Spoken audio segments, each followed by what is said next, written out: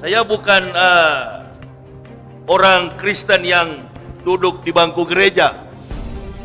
Setiap minggu pagi saya di atas mimbar gereja. Bahkan saya pernah memimpin itu Papua itu sudah mencita-citakan dari dulu ada Universitas Kristen Papua. Itu saya yang mendirikannya, Pak, di Sorong, Malanu. Saya yang mendirikannya dari Sekolah Tinggi Teologi Calvinis Ebenezer.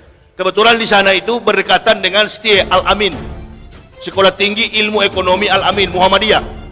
Sekarang sudah jadi Universitas Al-Amin yang ada di Sorong. Dosen-dosen di situ sakit hati betul sama saya. Kenapa? Karena saya radikal betul. Saya militansi, pendeta yang paling keras yang ada di Papua. Waktu dia mau tingkatkan akreditasi dari Setie menjadi Universitas Al-Amin, yang membackup-nya itu yang tidak setuju dengan pemerintah adalah saya. Begitu saya masuk Islam, heran ustadz-ustadz di sana, kok bisa masuk Islam ya? Dulunya suka-suka menghalang-halangi kegiatan umat Islam, pembangunan masjid, musola, dan lain sebagainya. Kegiatan umat Islam yang ada di Papua, saya yang mengkoordinir untuk selalu membatalkannya. Bisanya masuk Islam. Gak bisa dijangkau dengan logika. Susah. Allah yang memilih mana orang-orang kafir yang perlu diberi petunjuk.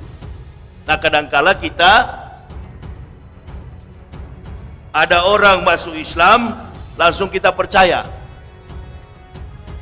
Kritis, ada dua hal yang disampaikan oleh Allah dalam Al-Quran. Yang pertama, orang kafir itu sampai kapanpun dia tidak bisa masuk Islam.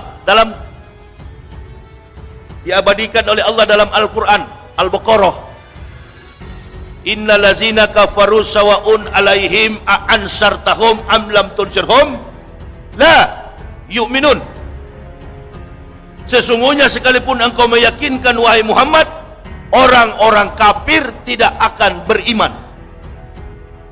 Tetapi di ayat yang lain Allah berfirman, laqad ansalna ayatin mubayyinatin wallahu yahdi mayasya'u ila siratim mustaqim.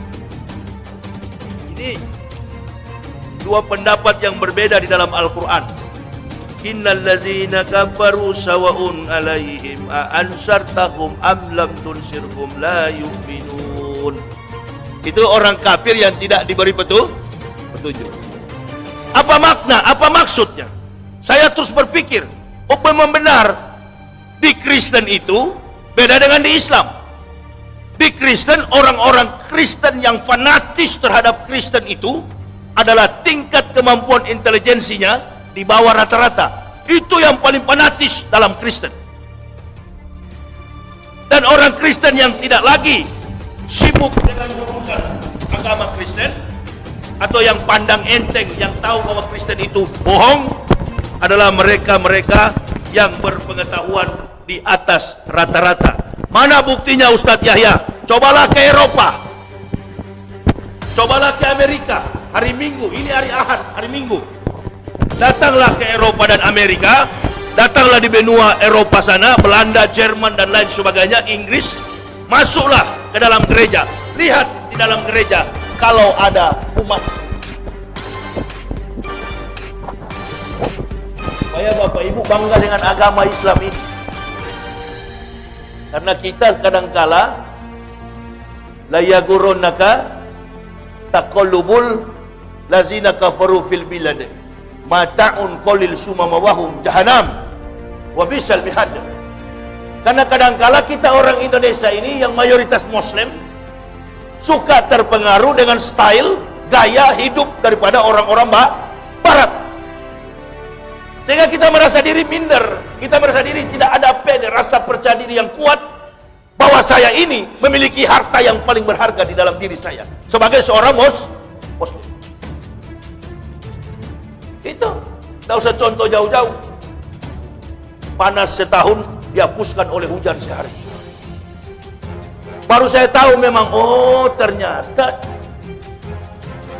sistematika di dalam keyakinan Islam ini tidak berdiri pada pondasi keilmuan. Artinya urusan ilmu Silakan antum belajar ke Mesir, silakan antum belajar ke Mekah, silakan antum sekolah ke Kairo. Tapi tidak jadi ukuran itu seseorang dikatakan memang mentalnya mental seorang takwa. Nggak jadi ukuran. Contohnya yang sudah ada di Jakarta ini, usianya sudah usur, boleh dikatakan sudah mau mati, sudah mau menghadap Allah. Ditanya, mau nggak bapak jadi wakil presiden? Oh siap. Jadi ukuran nggak Ustaz? Jadi ukuran nggak? Nggak jadi ukuran. Nggak jadi ukuran. Sudah mau mati ambisi. Ada juga satu yang di Nusa Tenggara Barat sana. Tadinya komitmen, konsisten, istiqomah, jalan bersama-sama ustadz-ustadz yang lurus, jalan bersama umat yang jujur. Diancam oleh botak yang di KPK itu, kafir Agus Raharjo.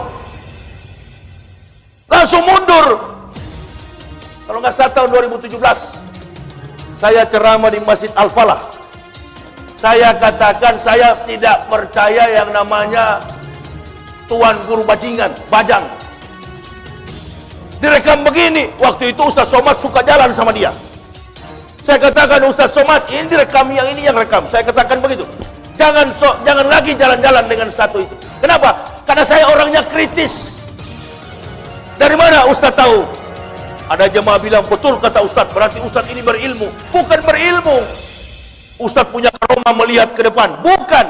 Dia sekolah sampai doktor, mendapatkan gelar akademik dalam bidang spesialisasi agama. Doktornya kan dari Mesir. Dia pulang ke Indonesia, dia tidak ejawantahkan, dia tidak realisasikan konteks keilmuannya, spesialisasinya sebagai seorang doktor agama.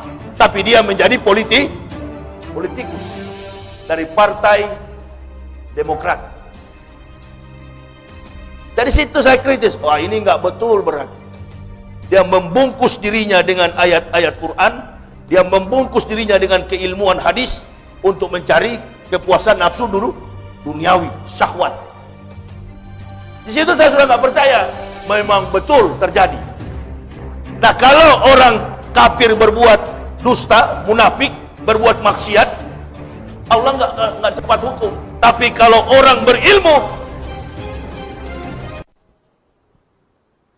ini belum rasa ini.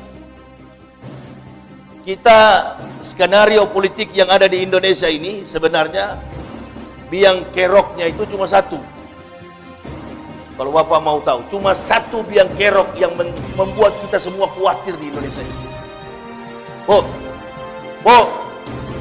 nenek-nenek yang di Jakarta tuh yang ada saya sampaikan di YouTube, doakan supaya cepat mati, itu Megawati.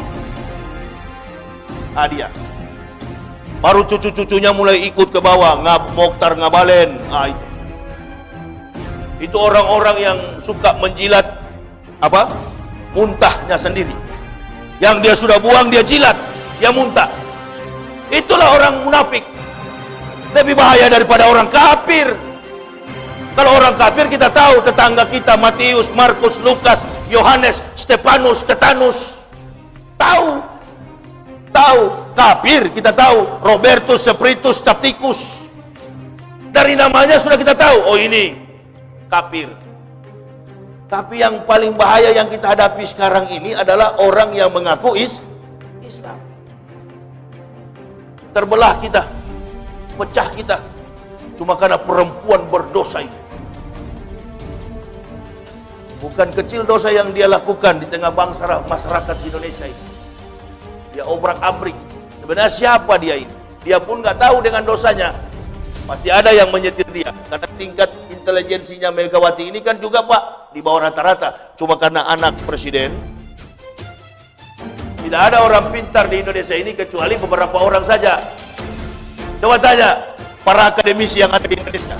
Orang pintar di Indonesia itu siapa? Bukan akademisi. Bukan para intelektual, bukan ulama. Orang pintar yang paling pintar di Indonesia ini adalah jenderal-jenderal Angkatan Darat. Coba tanya para pakar itu. Sebab mereka menamatkan pendidikan jenderalnya, mereka harus ke Israel. Jadi jenderal-jenderal Angkatan Darat itulah orang-orang pintar, nasionalismenya tinggi. Kita ini kan diadu domba antara mukmin kafir. antara mukmin dengan mukmin, mukmin dengan kafir. Diadu domba kita bermain seward, urat saraf, perang urat saraf. Siapa yang bermain ini? Partai Komunis. Komunis yang menciptakan suasana seperti ini. Mau menyangkal atau tidak, ada di Indonesia. Siapa itu? Yang ngaku-ngaku Islam padahal PKI. Orang sudah ngaku kok, ada perempuan yang ngaku.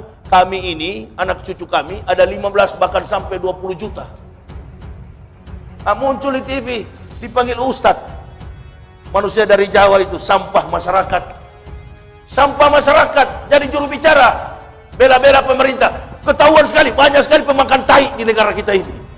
Banyak sekali pemakan kotoran. Dosa munafik. Musibah apa lagi yang akan menimpa negara kita ini kalau dibiarkan terus begini? Saya ini kan orang dari kafir, jadi tahu persis mana nih orang-orang yang tidak suka dengan Islam, yang lurus, bayar. Dulu begitu Pak, gereja punya cara.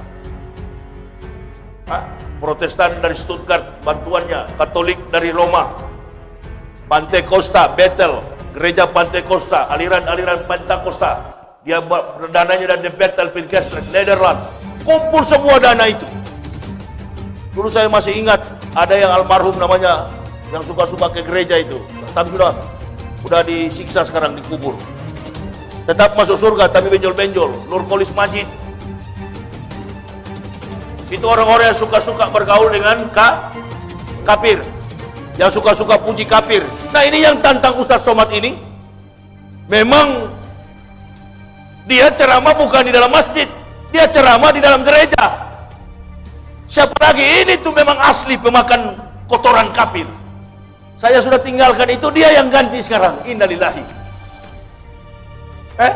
Saya tinggalkan itu gaji yang sangat besar dari Jerman saya tinggalkan, fantastis. Dari ujung kaki sampai ujung rambut, lengkap. Kemana-mana, pantofel, pakai sepatu, jas, All England, semuanya serba mahal. Sekarang saya kesana kemari cuma dengan apa ini? Gamis di Tanah Abang 75.000. Nggak apa-apa, nggak apa-apa, bangga saya, bangga. Dulu saya masih pendeta, lihat orang Islam pakai sorban begini, taplak meja dari mana dia pakai? Kurang ajar betul, bajingan betul saya dulu. Orang pakai baju gamis begini, ini kain pintu dari mana? Begitu saya masuk Islam, alhamdulillah. Yang saya katakan taplak meja saya pakai, yang saya katakan kain pintu pun saya pakai.